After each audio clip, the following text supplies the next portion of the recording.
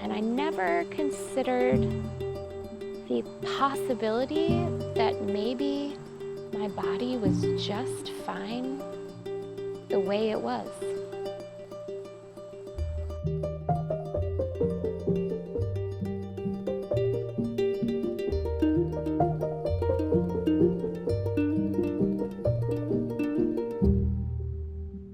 I want to tell you a story, not because it's unique, not because it's extreme, but because it's far too common.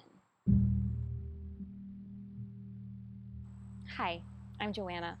I'm a dance teacher with a dream of seeing people of all shapes and sizes heal their relationships with their bodies and find joy in movement.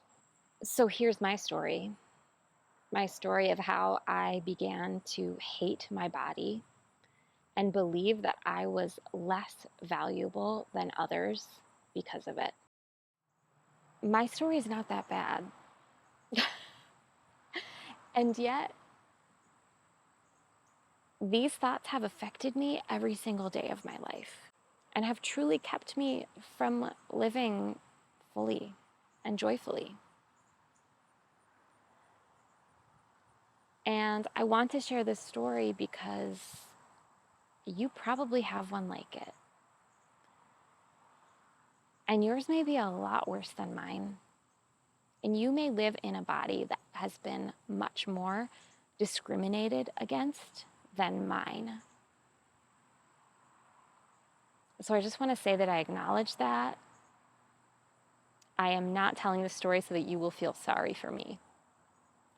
I am telling this story because I think we need to tell these stories. I grew up in a loving home. I have two incredible parents and one older brother. My parents never made me feel like there was anything wrong with my body and always affirmed my worth as a human being. I went to public school, and one day in third grade, I was bending over in the school library to stamp my library book back when you had to stamp them.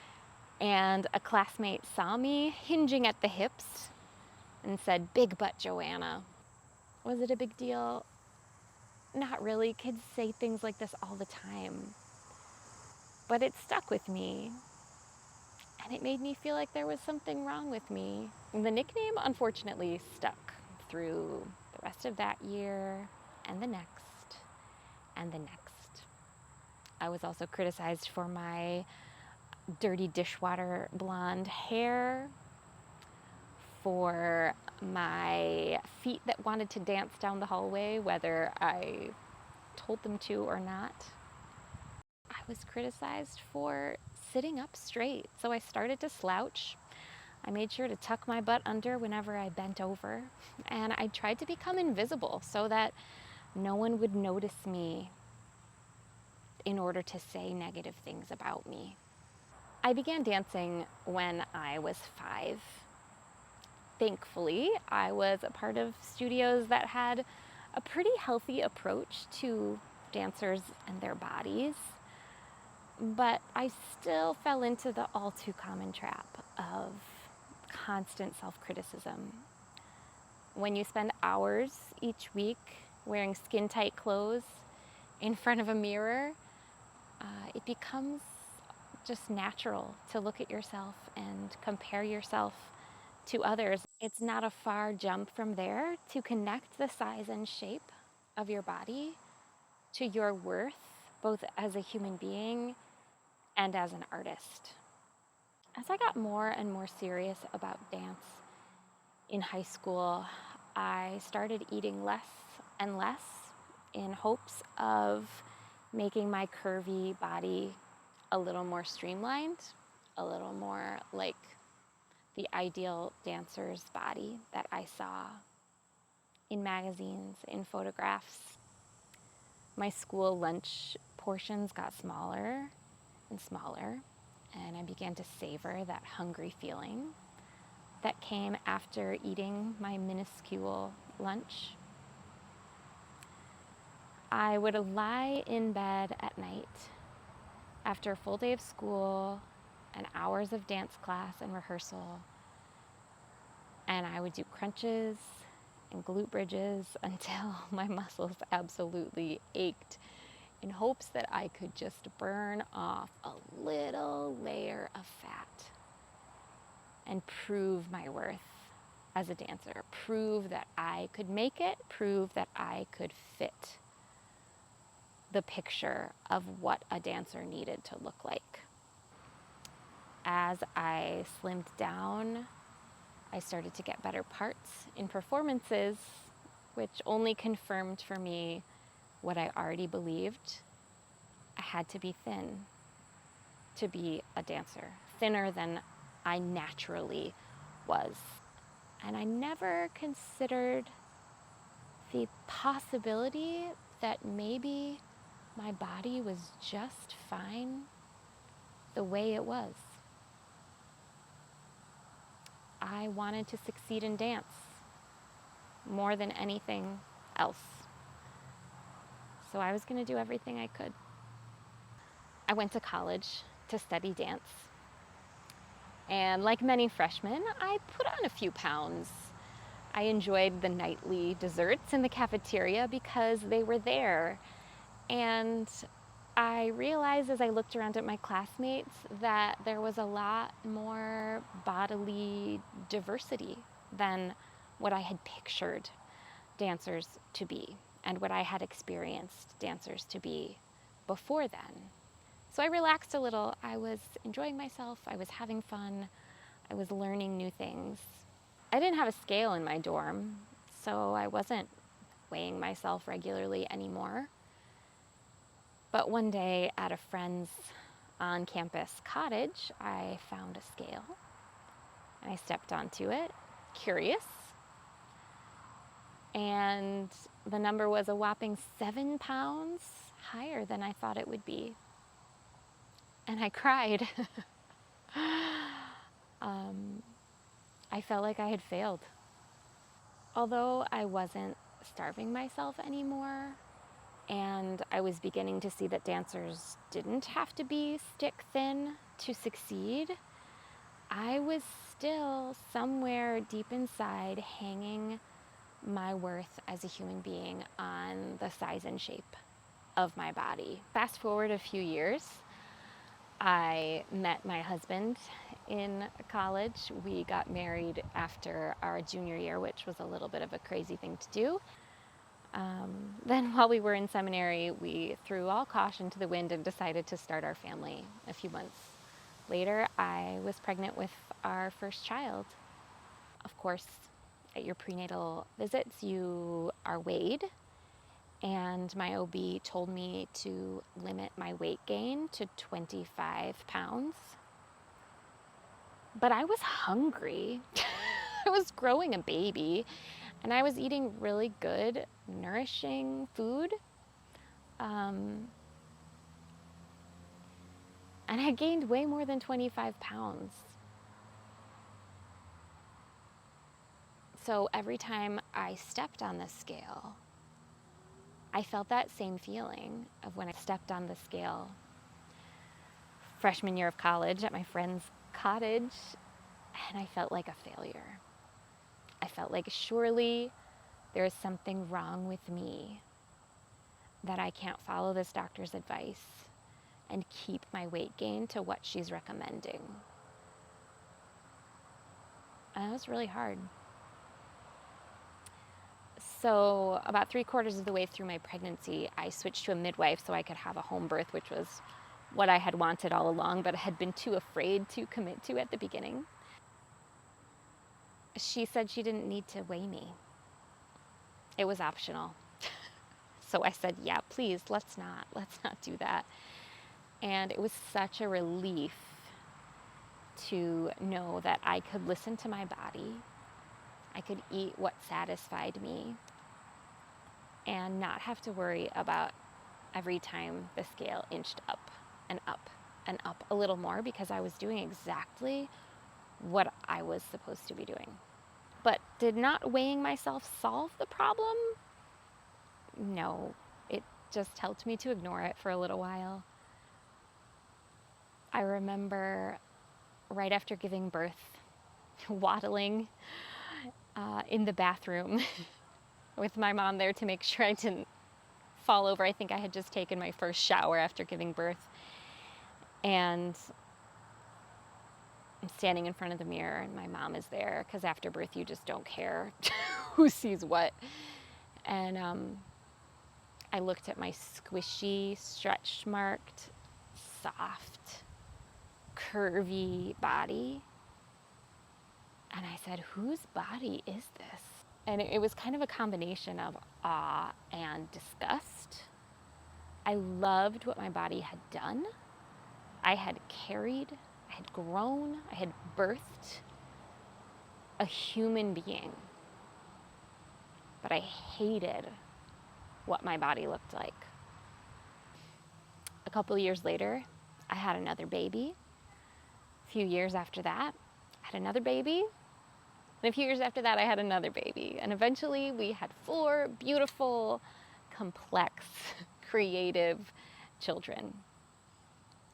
And after my first baby, the baby weight came off relatively easily, and then it became a little more difficult after each one.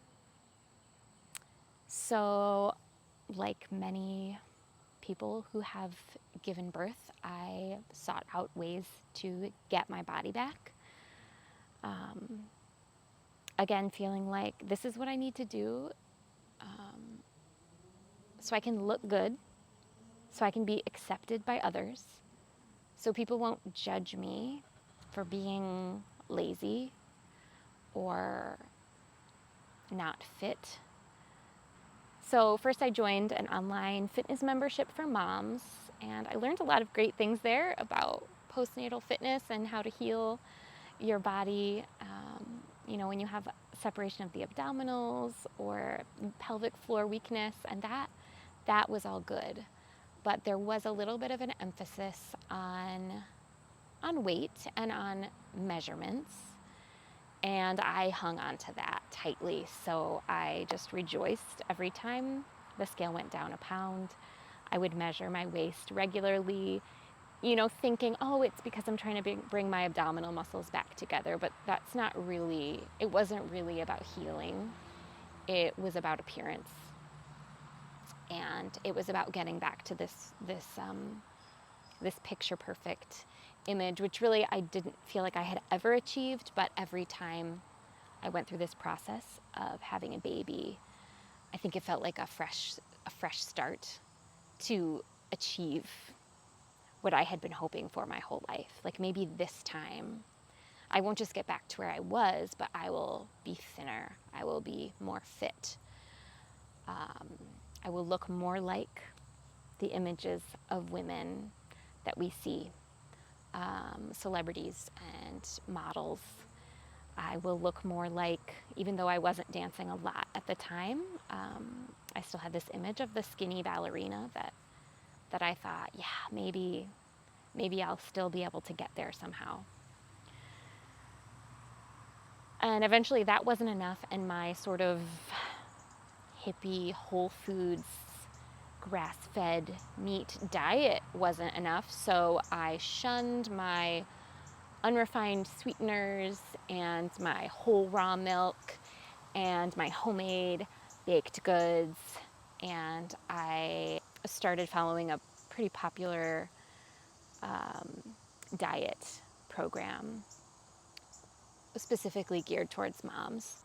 So I alternated my carb-containing meals with my fat-containing meals, and in the name of balancing my blood sugar, I gave up a lot of the things that I used to enjoy and replaced them with things that I did not enjoy as much. I just dove in. I dove in hard. I ended up majorly decreasing my milk supply for my infant at the time and feeling shaky most of the time. I was just not satisfied. And I would keep eating and eating, but the foods that I was eating were not giving my body what I needed. And the whole thing was about losing weight. The whole thing was about how I looked. And now that I look back and see that, I'm like, what was I doing? But of course, that's what I was doing. That's what everyone does. And it can go the other way too, right? Like I have friends that I've talked to who are very thin naturally, and they're criticized for being too thin, and they're doing everything they can to gain weight to look like the picture of what a woman is supposed to look like, what a body is supposed to look like. And it's just a load of crap. Even after all the life I had lived, even with a husband who loved me inside and out, who loved me through all those bodily changes of pregnancy and postpartum, even with 4 beautiful children that my body carried and birthed and fed, I still believed that my worth was in my appearance, in the size and shape of my body. I believed that I needed to get my body back as soon as possible, or that somehow that was an indication that I was deficient or less valuable, less worthy than those who were able to get it back sooner. Dance came in and out of my life in those childbearing years. There were seasons where I was teaching and dancing, and seasons where I wasn't as much. And that ebb and flow, that in and out, and the lack of consistency just added to my body hatred, because then whenever I did dance or teach or show up in the studio, it wasn't just my appearance, but also my strength that felt like it was lacking. And when opportunities did come up, there was always this voice inside that said, "You're not good enough. You're not thin enough. You're not strong enough. You're not a good enough dancer to do this." I still criticized myself every single time I looked in the mirror. From that very first comment about my body in 3rd grade to seeing a picture of myself not long after giving birth to my 4th child, my body hatred remained.